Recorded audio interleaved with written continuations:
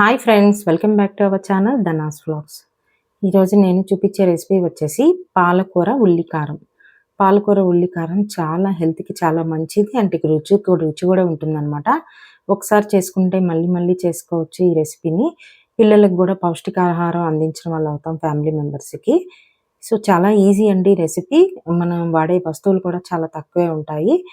Try చేయండి. ఈ recipe నచ్చినట్లయితే ఛానల్ని సబ్స్క్రైబ్ చేసుకోవటం మాత్రం మర్చిపోవద్దు. కొత్తగా సబ్స్క్రైబర్స్ అయితే ఒకవేళ సబ్స్క్రైబ్ చేసుకోకపోతే అని అడుగుతున్నాను అనమాట.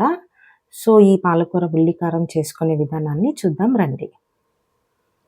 ముందుగా అయితే పాలకూరని ఫస్ట్ వాటర్లో సాల్టు, కొంచెం పసుపు, కల్లుపు వేసుకొని పసుపు వేసుకొని పాలకూర వేళ్ళన్నీ తీసేసి మంచిగా హోల్స్ లేని పాలకూరని చక్కగా తీసేసుకొని ఇలాగా నీళ్ళల్లో ముంచేసేయాలి.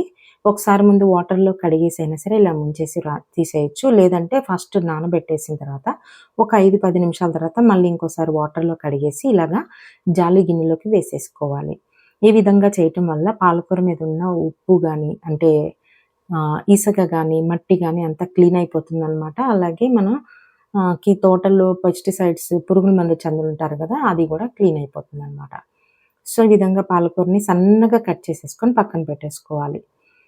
తర్వాత ఒక మిక్సీ జార్లో ఇలాగ పెద్ద పెద్ద ముక్కలుగా కట్ చేసుకున్న ఒక మీడియం సైజు 2 ఉల్లిపాయలని తీసుకుంటున్నాను. చిన్న ముక్కలు అవసరం లేదు, పెద్ద ముక్కలు అయితే సరిపోతుంది ఫ్రెండ్స్. తర్వాత ఒక మీడియం సైజు ఇలా వెల్లుల్లిపాయని ఈ విధంగా తొక్కుతోనే వేసుకుంటున్నాను. అప్పుడే మనకి మంచి పీచు వస్తుందన్నమాట. పర్లేదు, మిక్సీ వేసేస్తున్నాం కాబట్టి. 2-3 రెబ్బలు చింతపండుని కూడా వేసుకుంటున్నాను. కొంచెం పులుపు తగ్గితే పాలకూర చాలా టేస్టీగా ఉంటుంది. ఇందులోనే 1 స్పూన్ జీలకర్ర, 1 స్పూను ఉప్పు వేసుకుంటున్నాను. అలాగే 2 స్పూన్లు కారం. కొంచెం మంచిగా కారమే పడుతుంది, ఎందుకంటే ఉల్లిపాయ పేస్ట్ ఉంది కదా. కారం అనేది కొంచెం అడ్జస్ట్ చేసుకోవచ్చు, మీకు కావాలంటే కొంచెం తగ్గించేసుకోండి. దీన్నంతా కూడా ఫైన్గా కాకుండా కొంచెం బరకగా పేస్ట్ చేసుకోండి. ఒక 2-3 తిప్పులు తిప్పిన తర్వాత పేస్ట్ ఈ విధంగా రెడీ అవుతుందన్నమాట. ఒకవేళ కావాలనిపిస్తే 2 చుక్కలు నీళ్ళు పోసుకొని, ఎక్కువ వేయద్దు, 1 స్పూను 2 స్పూన్లు నీళ్ళు పోసి మళ్ళీ పేస్ట్ చేసుకోండి, కానీ ఎక్కువ పేస్ట్లా చేయొద్దు. తర్వాత స్టవ్ వెలిగించుకొని కడాయి పెట్టుకోవాలి. కడాయి వేడెక్కిన తర్వాత మాత్రమే ఆయిల్ పోయండి. కాస్త వేడెక్కిన తర్వాత నేను ఒక 2 టేబుల్ స్పూన్లు ఆయిల్ అయితే వేసుకుంటున్నాను. ఆయిల్ని ఈ విధంగా కడాయిలో వేసిన తర్వాత కాస్త ఆయిల్ వేడెక్కిన తర్వాత 1 స్పూన్ జీలకర్ర, 1 స్పూను తాలింపు గింజలు, అంటే నేను ఎప్పుడు తాలింపు గింజల్లో ఆవాలు, మినపప్పే వాడతాను.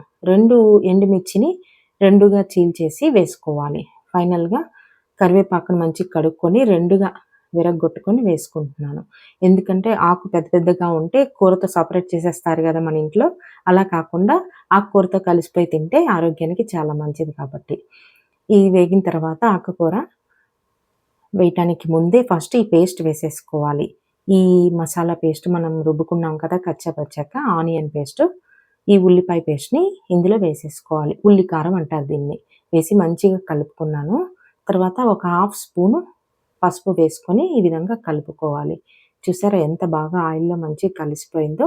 సిమ్లోనే కుక్ చేసుకోండి, నిదానంగా అడుగంటకుండా ఉంటుంది. సమానంగా కుక్ అయ్యేలాగా మీరు కుక్ చేసుకోవాలి. ఒకసారి మూత పెట్టుకొని ఒక 2 నిమిషాలు అయిన తర్వాత మూత ఓపెన్ చేయాలి. సిమ్లోనే ఉండాలన్నమాట స్టవ్ అనేది. 2 నిమిషాల తర్వాత ఈ విధంగా గ్రేవీ నుంచి ఆయిల్ బయటకు వస్తుంది. ఈ రెసిపీ చాలా టేస్టీగా ఉంటుంది. ఆకుకూర అంటే ఇష్టపడని ఎవరైనా సరే, పిల్లలైనా సరే చక్కగా నీట్గా అన్నం తినడానికి ఇష్టపడతారనమాట, వద్దు అనకుండా. ట్రై చేయండి. మీరు ట్రై చేసి మీకు ఎలా అనిపించిందో నాకు కింద కమెంట్ సెక్షన్లో కమెంట్ చేయండి.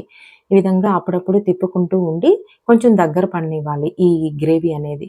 తర్వాత మంచిగా సన్నగా కట్ చేసుకుని ఆకుకూరని ఈ విధంగా పైన వేసేసుకోవాలి. ఆకుకూర సన్నగా కట్ చేసుకోవాలి. కాడలు లేతగా ఉంటేనే వేసుకోండి, లేదంటే ఓన్లీ ఆకుకూర వరకు మాత్రమే కట్ చేసుకోండి. చక్కగా సాఫ్ట్గా మంచిగా మగ్గిద్ది అనమాట ఈ ఉల్లికారంకి. ఈ ఆకుకూర అంతా వేసుకొని మంచిగా కారము, ఆకుకూర కలిపేట్టు వేసుకోండి. మీకు అనిపిస్తుంది కదా ఈ ఆకుకూర చాలా వేసామన్నట్లు. లేదు ఫ్రెండ్స్, ఆకుకూర తొందరగా మగ్గిపోయిద్ది. అది పాలకూర అయితే ఇంకా తొందరగా అసలు కలిసిపోతుందనమాట. చూడండి, మూత పెట్టి తీసిన తర్వాత అసలు ఆకుకూర ఎంత తక్కువైపోయి గ్రేవీ కనిపిస్తుందో అబ్జర్వ్ చేయండి. ఒక 2 నిమిషాల తర్వాత మళ్ళీ మూత తీసి చూద్దాము. చూసారా, ఆకుకూర తగ్గిపోయింది. ఉండే కొద్దీ ఆకుకూర తగ్గిపోతుంది. అంటే పాలకూరలో అంత నీళ్లుంటాయన్నమాట. సో, అందుకనే పాలకూర ఆరోగ్యానికి ఎంతో మంచిదని డాక్టర్లు గూడా చెప్తారు. ఇలా ఆకుకూరని వారానికి 2 సార్లైనా వాడటం వల్ల మన ఆరోగ్యాన్ని మనం మెరుగుపరిచిన వాళ్ళవుతాం. మన ఫ్యామిలీకి మంచి పోషక విలువలున్న ఆహారాన్ని ఇచ్చిన వాళ్ళవుతాం. ఈ విధంగా మంచిగా కలిపేసుకొని ఫైనల్‌గా ఇప్పుడు మనం రుచి చూసుకోవాలి. ఉప్పు కానీ, కారం కానీ వేసుకోవాల్సొస్తాయి. పాలకూరకి ఎక్కువ ఉప్పు పట్టదండి. సో, ఒక స్పూను పాలకూర సరిపోయింది. ఈ పాలకూరను నేను 2 పెద్ద కట్టలు తీసుకున్నాను. సో, ఇంకొక 2 నిమిషాలు మగ్గిన తర్వాత పాలకూర ఈ విధంగా తయారైంది. చక్కగా అడుగంటకుండా మంచిగా కళాయికి విడిపోవాలనమాట. అప్పటి వరకు వేయించుకోవాలి. తర్వాత స్టవ్ ఆఫ్ చేసేసి నేను సర్వింగ్ బౌల్‌లోకి తీసేసుకుంటున్నాను. ఇంతేనండి, పాలకూర ఉల్లికారం రెడీ అయిపోయింది.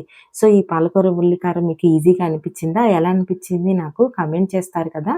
వీడియోని ఫస్ట్ టైమ్ ఎవరైతే చూస్తున్నారో ప్లీజ్ సబ్స్క్రైబ్ మై ఛానల్. ఈ వీడియో మీకందరికీ నచ్చిందని అనుకుంటున్నాను. నచ్చితే అందరికీ షేర్ చేయండి. సబ్స్క్రైబ్ చేసుకోండి. ఛానల్‌ని ఎంకరేజ్ చేయండి ఫ్రెండ్స్. ఈ పాలకూర ఉల్లి కారాన్ని మనం అన్నంలోకి, చపాతీలోకి ఇంకా దేంట్లోకైనా సరే ఈజీగా మనం అన్నిట్లోనూ రుచిగా కలుపుకొని తినేసేయొచ్చు. ఈ ఒక్క కూర ఉంటే మనం ఫుడ్ అంతా కూడా ఒకేసారి కంప్లీట్ చేయొచ్చు. ఇంకా వేరే అవసరమే ఉండదు సైడ్ డిష్. చక్కగా అన్నంలో కలిసిపోతుంది. కొంచెం కాదు, ఒత్తుగా కలుపుకొని తినొచ్చనమాట. తృప్తిగా తినగలుగుతాం వేడి వేడి అన్నంలో. రుచి చూసి మీరు గూడా హ్యాపీగా మీరు మళ్ళీ మళ్ళీ చేసుకుంటారని అనుకుంటున్నాను. మీ ఒపీనియన్‌ని నాతో షేర్ చేసుకోండి. సో, పాలకూర ఉల్లి కారం ఎలా అనిపిచ్చిందో మీరు నాకు షేర్ చేసి చెప్పండి. అండ్ మీకు తెలియ తెలియని వంటకాలు గానీ, ఏదైనా రుచి తెలుసుకోవాలంటే గనుక కమెంట్ చేయండి. నేను మీకు చూపించడానికి ప్రయత్నిస్తాను. అంతేనండి. ఈ వీడియో మీ అందరికీ నచ్చిందని అనుకుంటున్నాను. నచ్చితే please subscribe my channel. Thanks for watching.